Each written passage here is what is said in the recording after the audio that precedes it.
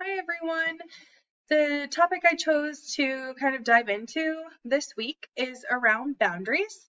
Boundaries, as we know, are extremely important to the establishment and maintaining of a therapeutic relationship when we're working with people. And they also can be one of the most challenging things that we try to set forth. And first of all, we need to be confident in ourselves and the services that we're delivering and our competency as social workers and those dependent, serving our clients. So I work for supported housing, PNMI. And so I have 10 residents that all have severe and persistent mental illness that live and work every day with staff support to maintain their own independent apartment.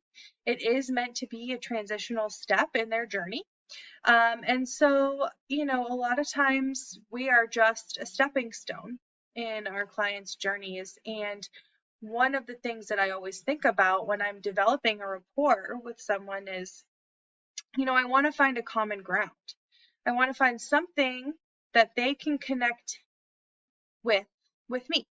So, for example, I love to fish, and I have a lot of residents that also love to fish. So we've been able to connect and find a common ground while sharing a tiny personal tidbit of something that I'm interested in to really be able to kind of start that opening door for conversation. And we kind of learn about each other from there. One of the toughest conversations I have with somebody, especially when I'm entering their home, which is already a very vulnerable spot at what's considered to be a treatment facility, um, it's really intimidating for them. And so I remind them right out of the gate, here's the deal. I care about your success. I care about your treatment, and I care about what happens to you.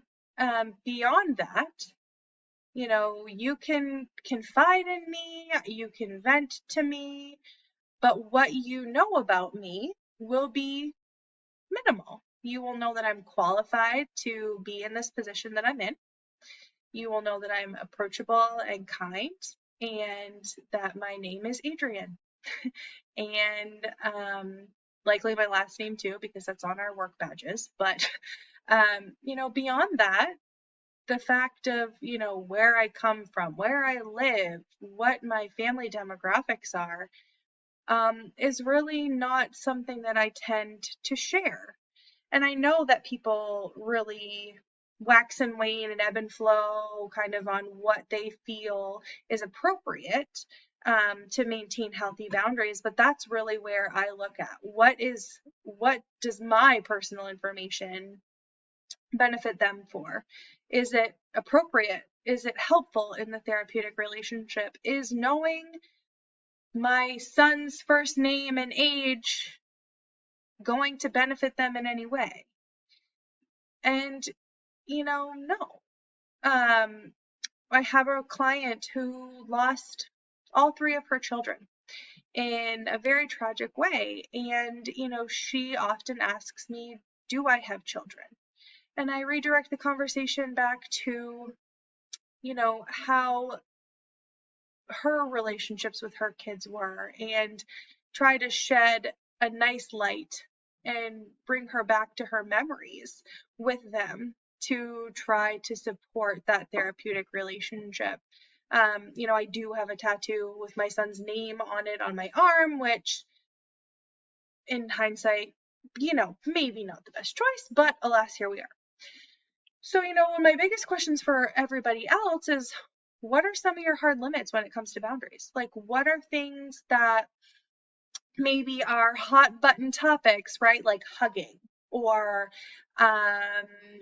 maybe disclosing a little more personal information, or what are some hard limits that you all have, and what are your processes for setting up boundaries and establishing rapport with clients? Because while it's so important to develop a good rapport, it's also important to maintain really healthy boundaries. But what is too rigid? Is there too rigid? I think, these are all conversations that I'm constantly having with staff that I supervise. And that I have with my supervisor as well. Like, am I too rigid with this?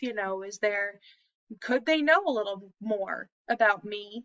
But I also feel like I do a good job with my job. So, that's kind of where I'm at with boundaries. And I think that they're just a challenge, and they change, and they, ebb and flow. And I don't know if there's ever, outside of like major ethical violations, like, are there super right or wrong ways? So I'm super interested to hear what you guys have for thoughts around this. I think it's a really good discussion area, and I think that, we can all kind of learn and grow from each other. So I look forward to hearing your feedback.